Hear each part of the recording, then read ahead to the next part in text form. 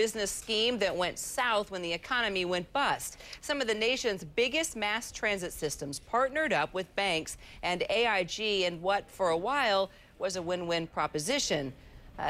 Then the winds shifted, so to speak. Drew Griffin of CNN Special Investigations Unit here to tell us all about it. Well, this sounds like one of those unintended consequences. Then again, hey, I want my bailout. Everybody's needing a bailout. Let's join in. It's the little fine print, the little hidden clause in what's turning out to be a good-sounding deal gone bad. But this is a deal by tax-supported public transit agencies. So, Kira, guess what? Guess who's about to be taken for a ride? Yes, us taxpayers.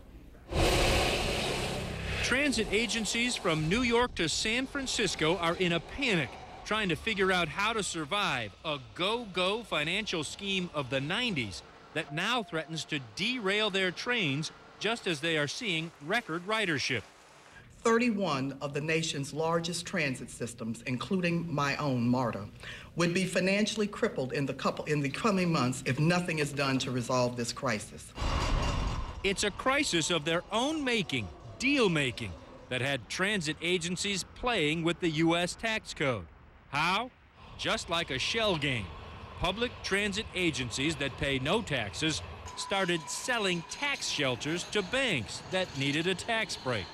It worked like this. Banks would buy rail cars from transit agencies like these at Metro in D.C.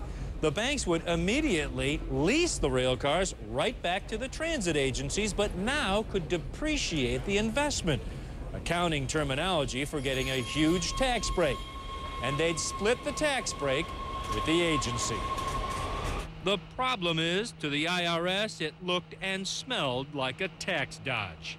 It does look like that. I mean, to some extent, I think that's why Congress made the ruling. The first ruling banned U.S. banks from participating in the tax dodge. No problem. The transit agencies then went overseas. Metro in D.C. sold some rail cars to a Belgian bank. Then in 2003, Congress killed the whole scheme, which was fine for transit agencies. They still had long-term leases, and their share of the tax shelter was in their pockets. But the banks got burned. They were leasing back rail cars they now owned, but could no longer write off. Now the twist of unintended consequences. The deals were almost exclusively backed by the teetering insurance giant and bailout beneficiary, AIG. A lot of these deals had a clause that said that if AIG's credit rating ever dropped, then the banks would either, the transit agencies have to either find a new endorser or terminate the agreement and pay huge termination fees. And transit agencies went ahead and signed these agreements anyways, fully knowing that they would never be able to pay these termination fees. They thought they would never have to, but now they do. And now the transit agencies say they need a bailout too. Just don't call it that. This is not a bailout request. This is not a request for a loan of monies. It's just a request for the federal government in the process of working with various institutions to support public transit. So they are heading to Capitol Hill with their hand out, hoping for hundreds of millions of dollars in taxpayer money to cover what the IRS already called an abusive tax scheme. Joe Henchman with the Tax Foundation says it would be a reward for a really bad deal. If Congress and the administration want to spend more money on transit, they should do it through the appropriations process, not through the tax code. And how much are we talking about, Kira, for Atlanta? $390 million. For D.C., $400 million. There are dozens and dozens of these agencies across the country. They're going to need to pay up hundreds and hundreds of millions of dollars in termination fees. Good. Now they're asking us for that money.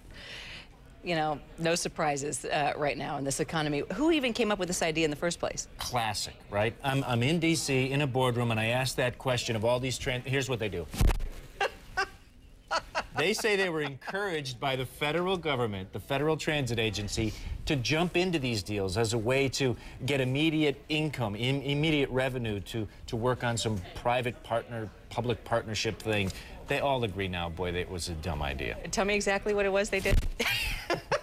So what happens? Just like this. What happens if there's no bailout and they just go ahead with terminating these contracts? This is where it's serious. They have no money.